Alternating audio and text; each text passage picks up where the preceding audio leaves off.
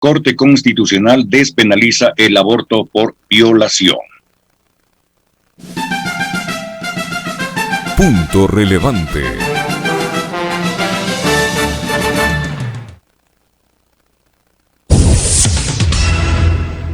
Varias organizaciones que defienden los derechos de las mujeres proclamaron ayer como un hito histórico. La Corte Constitucional tomó una resolución sobre la despenalización del aborto en casos de violación en el Ecuador. La decisión se produjo ante 7 demandas presentadas desde julio del 2019 por organizaciones de la sociedad civil y la Defensoría del Pueblo para declarar la inconstitucionalidad por el fondo de los artículos 149 y 150 del Código Orgánico Integral Penal COIP. De acuerdo con el reglamento de este tribunal, el dictamen se hará público después de que las partes sean notificadas. Al momento ya existe una decisión, la misma que una vez notificadas las partes y publicada en el registro oficial, será vigente y pública, esto en cumplimiento del proceso constitucional establecido en el artículo 3 de la Ley Orgánica de Garantías Jurisdiccionales y Control Constitucional, agregó un comunicado de prensa del organismo. El defensor del pueblo, Freddy Carrión, adelantó que la parte fundamental de la resolución de la Corte Constitucional consiste en haber suprimido la última frase del numeral 2 del artículo 150 del COIP sobre el aborto no punible. Así se aplicará si el embarazo es consecuencia de una violación, ya no tendrá como condición en una mujer que padezca de discapacidad mental para la excepción. El dictamen fue aprobado con 7 votos a favor, incluido del presidente de la Corte, Hernán Salgado, mientras que las juezas Carmen Corral y Teresa Núquez emitieron votos salvados tras una sesión que tomó 6 horas en reserva. Este es un hito importante, se manifestó. Es un paso más al ejercicio pleno de los derechos reproductivos y sexuales de las mujeres, manifestó Virginia Gómez de la Torre, directora de la Fundación Desafío y una de las accionantes de la demanda. Por su parte, Guillermo Lasso, presidente electo, quien abiertamente ha defendido su fe católica, dijo que mantiene un inquebrantable respeto a los valores democráticos y republicanos. Creo especialmente en principios como la laicidad del Estado y la separación de poderes.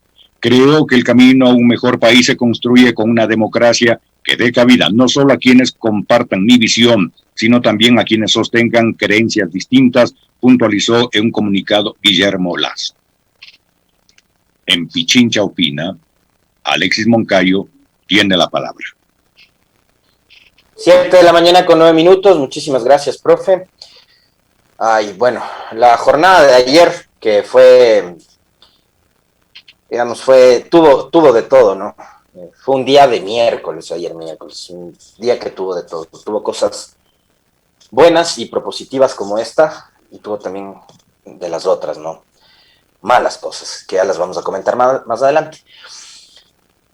Ayer junto a ustedes, y el profe nos daba en la nota que dio apertura al comentario, cifras que yo les decía y les insistía son realmente alarmantes, y son esas cifras sobre las cuales yo creo que tenía que girar también, digamos, el debate sobre este tema de la despenalización del aborto por violación.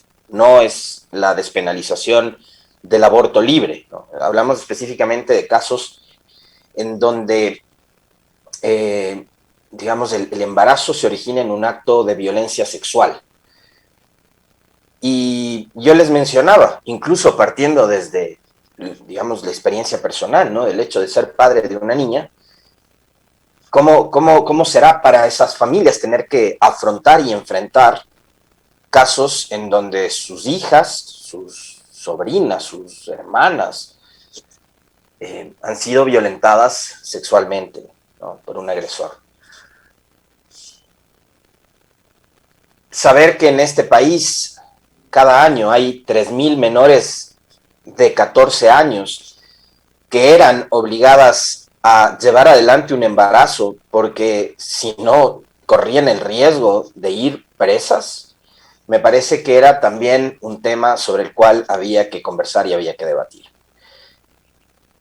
La Corte Constitucional me parece que sobre este tema ha hecho una valoración que además, y como lo conversábamos el día de ayer con la doctora Soledad Angus en la primera entrevista, se sustenta en experiencias legislativas de otros países, ¿no? Que tienen, digamos, una legislación, valga la redundancia, avanzada sobre estos temas, que además recoge algunos pronunciamientos de cortes internacionales en materia de derechos humanos. Una vez más, creo que, y vuelvo a repetir un tramo de lo que les decía el día de ayer, que lejos de querer convertirse este comentario en un discurso, en un relato pro aborto, tiene que ser, una vez más, el llamado a la discusión, al debate. Y en buena hora que, producto de ese debate de años, se haya llegado a este momento de definiciones tan importante. Yo creo que la Corte Constitucional, estos 7 jueces, toman una posición realmente valiente, porque es indudable que vivimos en un país en donde todavía tenemos una influencia muy fuerte de sectores contrarios a este tipo de avances y de alcances en materia de derechos humanos. Y creo que esa decisión es, insisto una vez más, una decisión valiente. Y yo quiero reconocer desde este espacio y luego de forma además personal la postura de los jueces constitucionales que han dado lugar a la despenalización del aborto por violación. Creo que esto también tiene que ver y muchísimo con la lucha de uno de los grupos sociales y políticos más vivos que tiene nuestra sociedad, que es el movimiento feminista. Y acá digo, yo me incluyo porque siempre me he hecho eco de las causas de las organizaciones de mujeres. Formo parte también de ese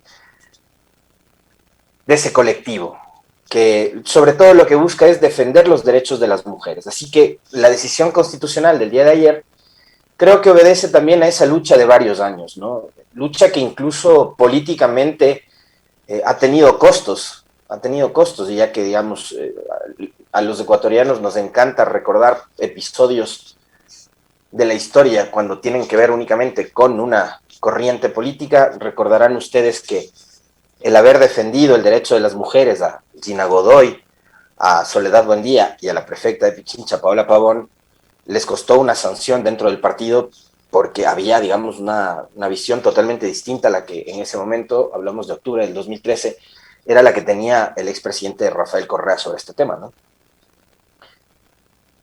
Pero creo que el resultado de lo de ayer también tiene que ver con ese tipo de luchas, ¿no? De ese tipo de peleas que dieron mujeres como Pavón, como Godoy y como Buendía. Y muchísimas otras mujeres que también han estado vinculadas con esta causa, que no son, digamos, actoras de la política activa, que no son candidatas, que no han sido legisladoras o prefectas o alcaldesas, etcétera, pero que hacen un activismo político permanente porque están interesadas en ese avance y ese alcance de los derechos, en el caso de las mujeres. Así que, en buena hora por todas ellas, porque es indudable que esa lucha de varios años, en un sistema además completamente machista y patriarcal, hoy está dando resultados y nos damos cuenta de que no ha sido una lucha en vano, ¿no? Incluida aquella sanción que a muchos nos parecía un poco ridícula hasta en 2013. Pero en buena hora que hoy estemos hablando sobre esto que es más propositivo, pero que tiene también que ver con la compensación de esas peleas que dieron las mujeres durante tantos años para conseguir este objetivo.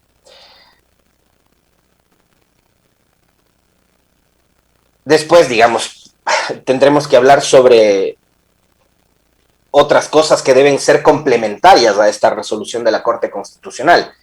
Y es que, a ver, por un lado, despenalizamos el aborto por violación, es decir, en buena hora que ahora una niña, un adolescente, una mujer que ha sido violada sexualmente y producto de esa violación resulta embarazada, ya va a poder practicarse un aborto seguro, asistido, no clandestino, que además ponía en riesgo su vida.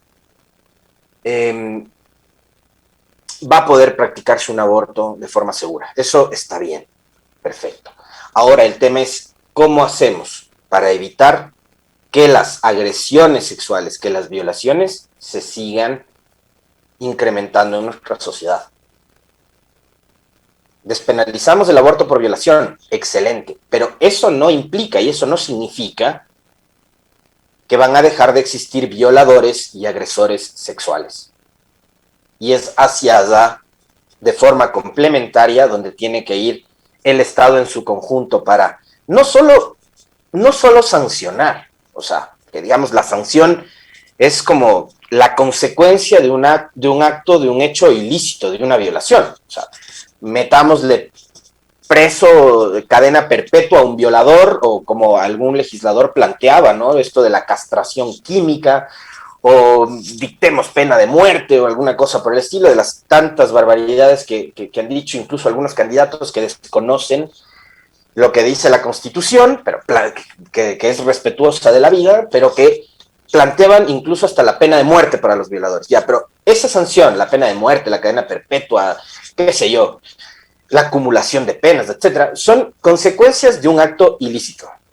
¿Ya? Consecuencias de la violación sería ir a ese tipo de sanciones. El tema es cómo evitar que existan violaciones. El tema es cómo garantizarles a nuestras mujeres, a nuestras hijas, a nuestras hermanas, a nuestras madres, a nuestras amigas, tener una sociedad en donde ellas puedan transitar con absoluta tranquilidad, sabiendo que no les va a pasar nada. Sabiendo que no les va a pasar lo que le pasó a Marta, por ejemplo, ¿no? Recordamos muchos de este caso horrible, espantoso, de una chica que salió a celebrar un cumpleaños, tengo entendido, y que un grupo de 3 o 4 desadaptados terminó violándola, introduciéndole incluso objetos, tacos de billar y cosas por el estilo en sus genitales.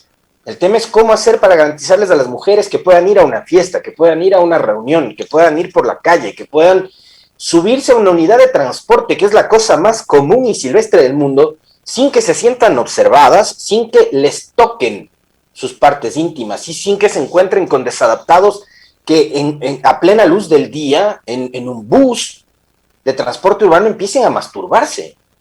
Esas cosas pasan.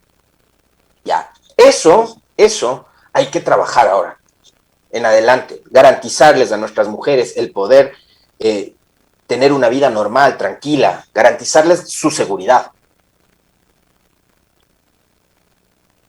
Hay que trabajar, puede sonar muy conservador este concepto, muy básico, pero yo creo que sí hay que trabajar un poco más en valores también, ¿no? Desde nuestros propios hogares, desde la casa. Y después sí tiene que ser complementario lo que haga la escuela, incluso lo que haga la iglesia también en este tipo de situaciones, porque sabemos la influencia que tiene el púlpito todavía en sociedades como la nuestra, ¿no? Donde la influencia de la iglesia y de la religión es muy importante. Pero más que emitir esos discursos con carga política en contra del aborto, en contra de la legalización del cannabis, por ejemplo, y cosas así, ¿qué les parece si empezamos a hablar sobre la educación en valores, ¿no? Sobre cómo tenemos que respetar al prójimo, cómo tenemos que respetar a la mujer, cómo tenemos que respetar a los semejantes? Entonces creo que se viene una tarea muy dura de parte del Estado, y una vez más digo el Estado en su conjunto, porque acá hemos tenido un gobierno que se despreocupó completamente durante estos últimos 4 años de, incluso a nivel presupuestario, atender las urgencias y las necesidades para los casos de violencia de género, y tenemos otro tipo de instancias, como también los gobiernos locales, las prefecturas o los municipios, que en cambio sí se han enfocado en estos temas que son cercanos a la ciudadanía. Por eso, por ejemplo, la prefectura de Pichincha, durante este último año, abrió 3 centros de atención integral de derechos, sobre todo para mujeres, que son estos centros Guarmi Pichincha, ¿no? Hay uno que está junto a la prefectura, en la Plaza de la República, hay uno que está en Conocoto y otro que está en Calderón. Y hay, digamos, en carpeta, el proyecto es abrir otros 5 centros más. ¿Y qué hacen estos centros? Bueno, atender casos de violencia de género. Se abrió una línea telefónica que es el 166, que nosotros acá siempre la repetimos a diario para que además sepan cuáles son los servicios que brinda el centro Guarmi Pichincha en casos en los casos de violencia de género, donde van a poder ustedes encontrar ayuda psicológica, trabajadoras sociales, abogadas, ¿no? Abogados, para poder asistir y para poder acompañar a las víctimas de agresiones sexuales, de agresiones físicas, de agresiones psicológicas, incluso patrimoniales. Entonces, tenemos un gobierno que se despreocupó de eso, pero tenemos también los otros niveles de gobierno, algunos que sí están más pendientes, más preocupados, como es el caso de nuestra provincia, pero acá la cosa es que tienen que meterse todos en esa corriente. No tiene que ser una cosa solo de una prefectura o de un municipio, tiene que ser una política pública, una política de Estado que permita, insisto una vez más, garantizar la seguridad plena a nuestras mujeres.